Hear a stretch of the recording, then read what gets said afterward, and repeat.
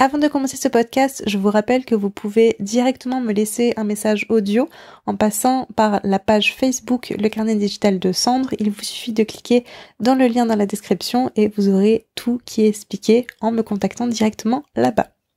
Bonne écoute. Bonjour à tous et bienvenue dans ce tout nouveau podcast tiré du blog lecarnetdigital.com.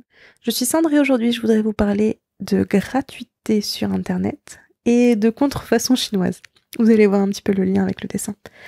J'aimerais vous raconter en fait une discussion que j'ai eue avec une personne qui me parlait d'une situation d'une artiste qui faisait des poupées d'artistes.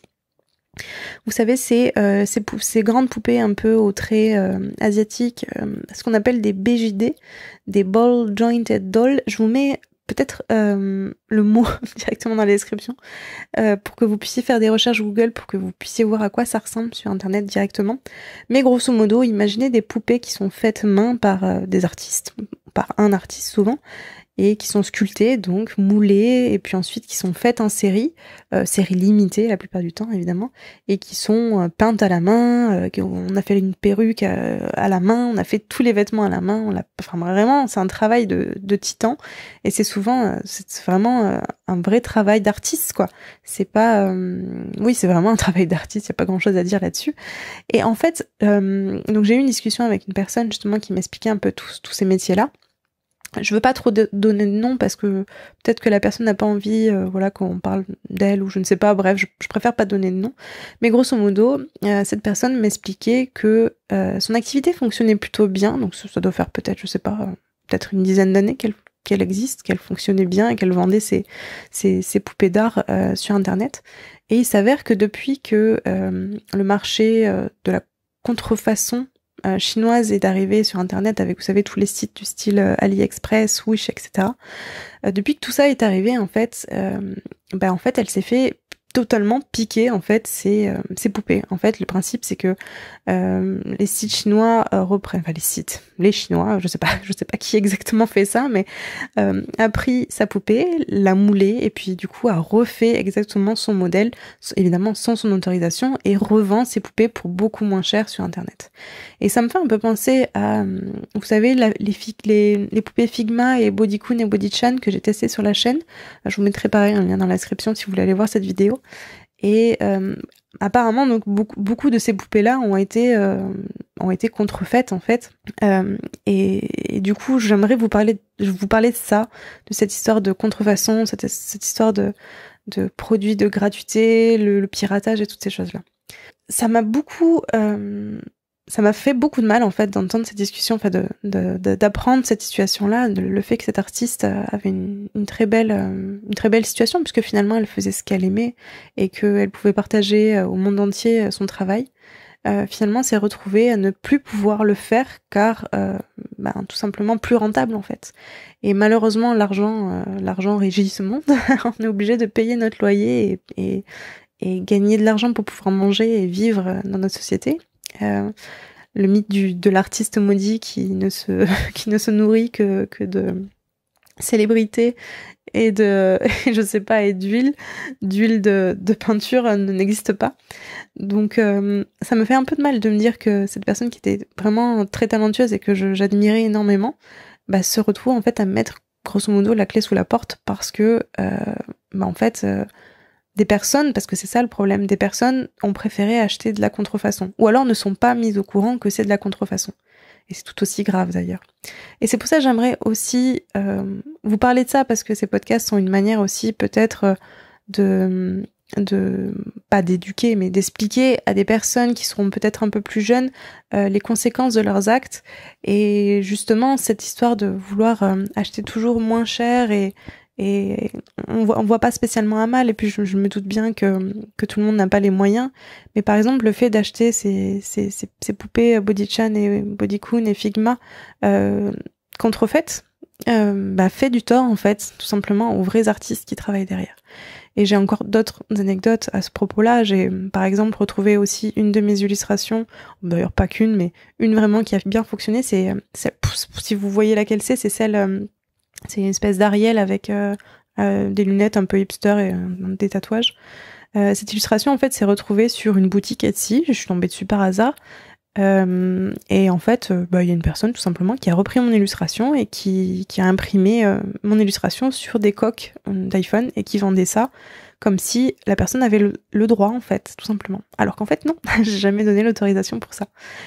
Et du coup, voilà, il y avait ce côté, en fait, où nous-mêmes, en tant qu'artistes, on va pas se mentir, il nous arrive de pirater des choses, il nous arrive de pirater des films, de pirater de la musique, de s'échanger des PDF de livres, de bouquins, en fait, qui parlent d'anatomie ou de livres, sans vraiment penser à mal, et en même temps, quand ça nous arrive, c'est pas du tout la même façon, en fait, on le vit pas de la même façon, si vous voulez. Et je voulais aussi vous faire comprendre, surtout si vous voulez devenir professionnel, à quel point les conséquences de votre consommation et de vos actes, toutes ces choses-là peuvent avoir justement des conséquences. C'est comme quand on travaille dans le monde du jeu vidéo et qu'on voit que des personnes piratent notre jeu vidéo, par exemple. Ça, c'est vraiment aussi un sentiment qui est absolument atroce.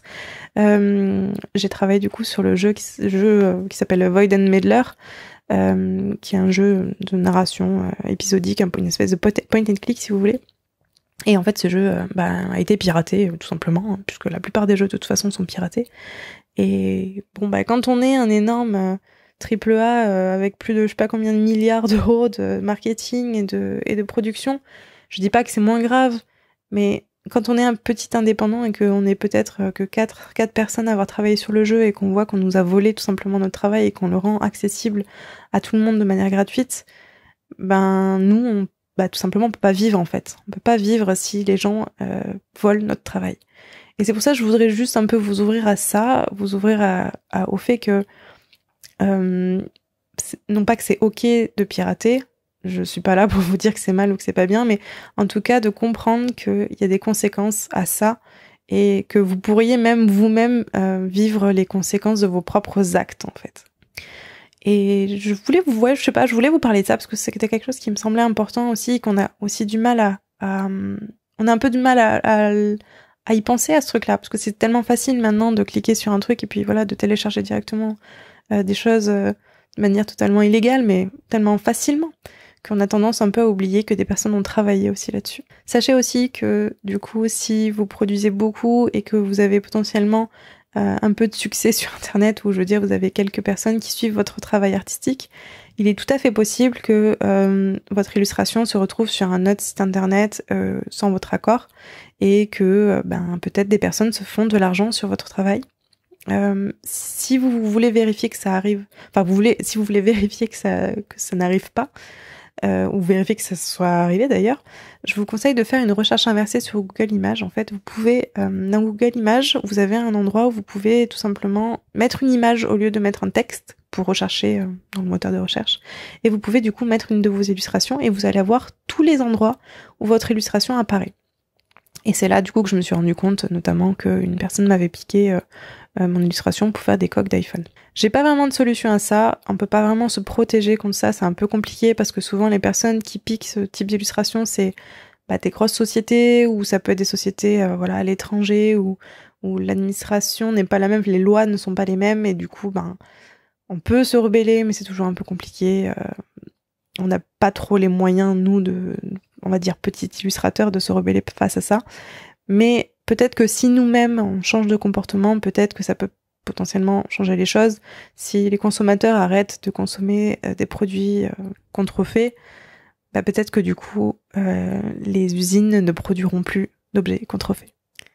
Ce podcast-là s'éloigne peut-être un petit peu du dessin, mais en même temps, pas tellement finalement, c'est un peu lié quand même. Il me semble vraiment important quand même. Malgré tout, c'est pour ça que j'en fais un podcast aujourd'hui. Et oui, c'est vrai que cette discussion m'avait vraiment touchée. Et quand on aime un artiste, acheter son travail, ça passe par ça. C'est d'ailleurs pour ça que beaucoup de personnes font des commissions, des commissions. Vous pouvez acheter une illustration faite par un artiste. C'est une manière aussi de la soutenir. Vous pouvez aussi acheter ses impressions en fonction de, si vous aimez son style. Vous pouvez acheter des posters, je sais pas moi, des produits dérivés, etc. Donc si vous aimez des artistes, essayez d'acheter leurs produits directement, n'achetez pas des contrefaçons ailleurs, parce que ça fait pas du bien à l'artiste, clairement. Et puis un artiste qui ne peut pas vivre convenablement, qui ne peut pas gagner assez d'argent, c'est un artiste qui ne peut pas produire sereinement, en fait, tout simplement. Et quand on aime le travail d'un artiste, il faut pouvoir être là pour lui, quoi.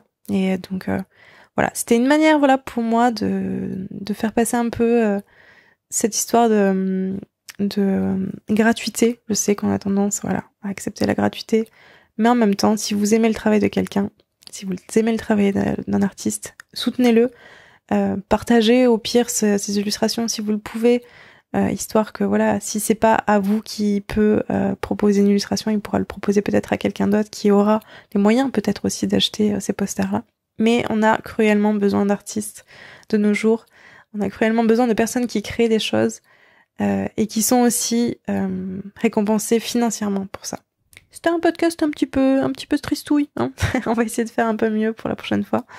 Dans tous les cas, moi je vous dis à la prochaine fois sur lecarnetdigital.com pour un article, une vidéo ou un podcast. Allez, ciao!